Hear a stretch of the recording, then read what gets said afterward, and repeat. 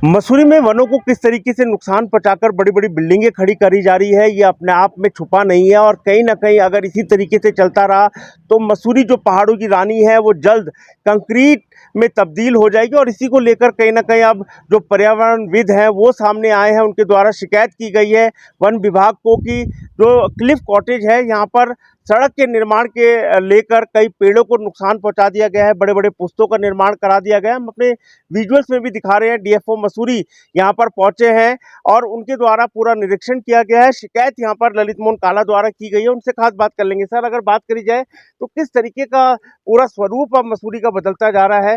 जीता जागता एग्जाम्पल हम जहाँ खड़े हैं वो डीम फॉरेस्ट कहलाया जाता है और घना जंगल ये हुआ करता था, परंतु आज कहीं ना कहीं कंक्रीट के जंगल में तब्दील होता नजर आ रहा है।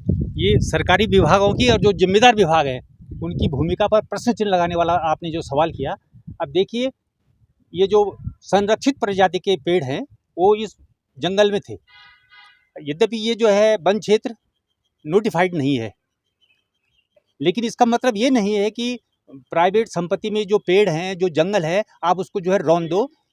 सड़क के नाम पर 3 मीटर चौड़ी सड़क बना दो और उस सड़क के रास्ते में जितने भी पेड़ आ रहे हैं उन पेड़ों को उड़ा दिया गया।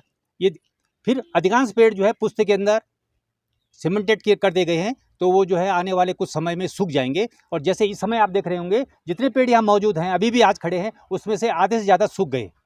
तो इन पेड़ों को सुखाने की जो प्रक्रिया है निश्चित जो है जो बिल्डर्स हैं उनके द्वारा की गई है। और वन विभाग की क्या भूमिका है कि गिनती किए हुए पेड़, चिन्हित किए हुए पेड़ सूख गए हैं और उन सूखे पेड़ों के लिए कोई कार्रवाई नहीं किया जाना, ये स्पष्ट संकेत देता है कि वन विभाग इसमें संलिप्त है। पर कहीं ना कहीं वन विभाग तो ये कह रहा है कि यहाँ पर रास्ता हुआ करता था, उसी को देखते हुए नगर पालिका ने एनओसी दिया और उसी के ब्याह पे इन्होंने सड़क बनाने की अनुमति दे दी गई है।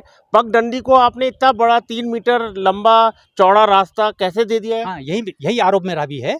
यदि पहले तो यहाँ पगडंडी कोई रास्ता नहीं था, क्योंकि इसका जो है ये जो एनएच वाली रोड है, लाइब्रेरी जाने वाली, किंगरे का लाइब्रेरी वाली रोड है, इससे मिलती है। तो पगडंडी होती तो उस पर मिलती, क्योंकि हमारा आने जाने का रास्ता यही है। हमको दिखता है कि कोई नहीं है। मान लिया जाए कि इनके अनुसार यदि मान लिया जाए कि पगडंडी थी यहाँ, तो पगडंडी जितनी होनी चाहिए तो उतना ही जो है सही करते ना। इन्होंने 3 मीटर चौड़ी सड़क बना दी, वो भी जो है पेड़ों वाले क्षेत्र में। तो पेड़ हैं वहाँ 3 मीटर चौड़ी सड़क बना दी और उस सड़क के दायरे में जितने भी पेड़ आ रहे थे सबको या तो काट दिया गया या सुखा दिया गया। और अभी भी अधिकांश पेड़ जो है सड़क में और सड़क के पुस्तों में जो है सूखे हुए खड़े मिल रहे हैं। आने वाले समय में ये भी कट जाएंगे।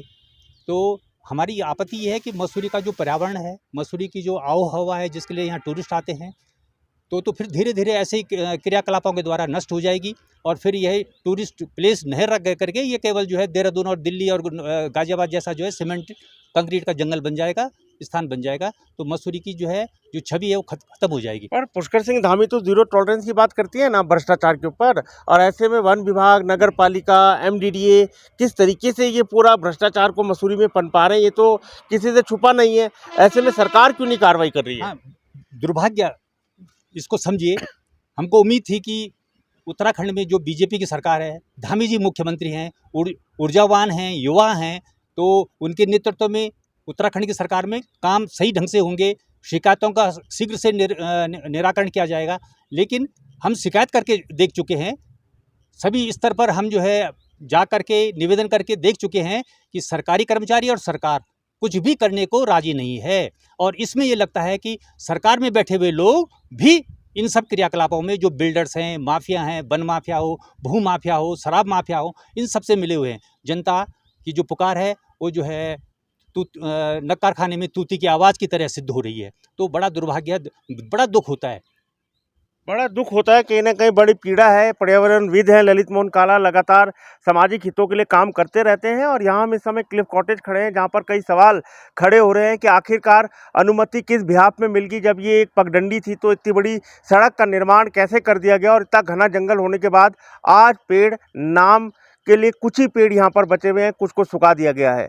ये अपना सवाल कहीं ना कहीं एक बार फिर सरकार से होता है कि जहाँ भ्रष्टाचार पे जीरो टॉलरेंस की बात पर पुष्कर सिंह धामी की सरकार कर रही है, वह मसूरी में लगातार भ्रष्टाचार हो रहा है। मैं अपने सहयोगी दीपक बंसवाल के साथ सुनील सोनकर, मसूरी।